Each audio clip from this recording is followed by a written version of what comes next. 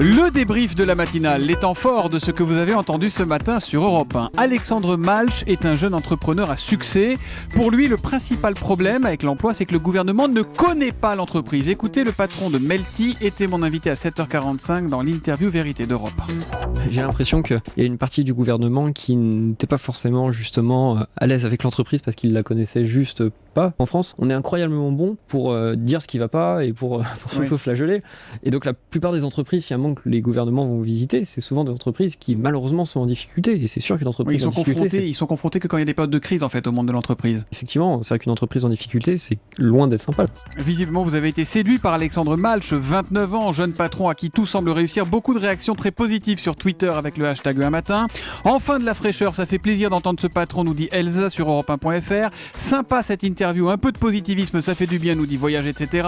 Super interview du patron de Melty, ça motive de bon matin, nous dit Alexis Honestas. Ou encore, enfin quelqu'un qui dit des choses positives au lieu de critiquer sans apporter de solutions. Ça fait plaisir, ça c'est Maud Veil. Le chômage grimpe encore et c'est un sujet qui vous fait énormément réagir. Bonjour Saïd. Oui, bonjour. Vous nous appelez d'Evry près de Paris. Quelle est votre question Saïd ? Alors ma question, elle est liée à la problématique du chômage en France. Je suis entrepreneur dans les nouvelles technologies. D'accord. Et aujourd'hui, nous avons de grosses difficultés à recruter du personnel. Donc, je souhaiterais savoir si le gouvernement pourrait mettre plus de moyens pour favoriser les recrutements de notre secteur, qui sont des secteurs très porteurs et très innovants. Eh bien Saïd, pour vous répondre, Olivier Samin est avec nous en studio, notre spécialiste emploi. Alors, qu'est-ce que vous répondez à Saïd, Olivier ? Alors, ce que je réponds, c'est que c'est peut-être un peu caricatural de dire que le gouvernement ne fait rien sur ces questions-là. Bon, il y a depuis de nombreuses années, et c'est pas une question de gauche ou de droite, depuis de nombreuses années, il y a des politiques qui sont développées pour essayer de favoriser l'emploi dans les secteurs nouveaux et notamment dans le numérique. Et on voit qu'il y a un certain nombre d'entreprises qui réussissent bien. On cite l'exemple de Blablacar qui se développe. Le covoiturage. On parlait ce matin de Jobijoba, un moteur de recherche pour la recherche d'emploi, qui est en train de très bien marcher, de très bien démarrer, qui révolutionne complètement les choses. Il y a eu, c'est vrai, par le passé, un certain nombre de mesures qui peut-être ont été perçues comme un signal négatif. Vous vous souvenez de la polémique sur les pigeons. Moi je pense que effectivement la question que vous soulevez, c'est plus la question de l'adéquation entre l'offre et la demande d'emploi.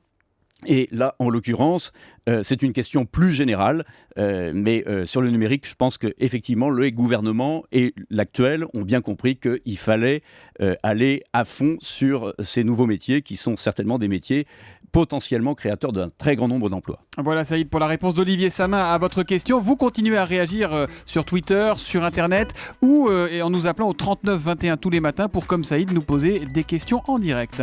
Danny Cohn-Bendit a dégoupillé une bombe hier en affirmant sur Europe 1, dans l'humeur de Danny, que Manuel Valls avait enterré l'aéroport de Notre-Dame-des-Landes. Et tous les élus de la région nantaise, qu'ils soient pour ou contre le projet, sont inquiets. C'est plutôt une très mauvaise nouvelle parce que d'abord, ça veut dire qu'on ne dit pas la vérité. Et puis surtout, si l'on reste dans le flou en disant on ne le fera pas mais on ne le dit pas, tout peut arriver. Il est très important que le Premier ministre apporte un démenti ferme sur cette déclaration et assure à tous les habitants de l'ouest de la France que cet aéroport va bien se faire. Il y a des milliers d'emplois en jeu, entre 3 et 4 000 emplois sont estimés sur cet aéroport. La prochaine fois que vous allez installer votre enfant dans votre siège auto, vous allez peut-être réfléchir à 2 fois. Écoutez le reportage de Mélanie Gomez sur le sujet, c'était à 7h37 sur Europe 1. Ils tripotent le siège, ils mettent les mains à la bouche, ce qui était sur le siège se retrouve dans leur estomac, et c'est comme ça qu'on a des gastro-entérites, des rhinopharyngites, tout simplement parce que le siège auto n'est jamais nettoyé. Et pourtant, on y trouve, vous le savez, des miettes de gâteau, des bonbons ou encore de vieux bouts de sandwich. Ce médecin m'a dit qu'un siège auto jamais nettoyé, c'est comme si on faisait dormir les tout-petits dans les mêmes draps une année entière. Ils ont trouvé plus de 100 bactéries par centimètre carré. Autant vous dire qu'il faut le laver et à grandes eaux régulièrement. Qu'y a-t-il à la télé ce soir ? Notre spécialiste télé, Eva Rock, nous a fait découvrir dans le kiosque d'Europe 1 à 6h14, un extrait d'Envoyé spécial qui diffuse ce soir un documentaire sur Arnaud Montebourg. Écoutez, ça promet. Quand il y a eu le plan de sauvetage, j'ai consulté toutes les forces du département, toute la population. Je suis allé dans les cantons, j'ai passé des soirées avec les gens pour leur expliquer dans quelle situation très difficile on était. C'est ce que devrait faire Hollande avec la France. Qu'il ne fait pas assez ? Pas assez. Vous lui dites ça ? Oh, je lui dis tout, moi. Il m'écoute pas, mais c'est pas grave, ça. Et puis pour finir, le moment préféré de Julie ce matin, l'incroyable record d'Alexis et d'Alexandre, 13 et 14 ans. Ils ont joué un point au tennis historiquement long puisqu'il a duré 1h30. Écoutez la réaction d'Alizé Cornet, elle joue à l'US Open de Flushing Meadows, c'était à 8h10 tout à l'heure. Mais comment je peux gober ça? C'est pas possible. C'est limite dramatique, honnêtement. Personnellement, je trouve ça limite... Je sais pas si on doit être fier ou le contraire, en fait. Voilà, et pour la petite histoire, c'est Alexis qui a remporté ce point d'1h30, mais c'est Alexandre qui a gagné le match.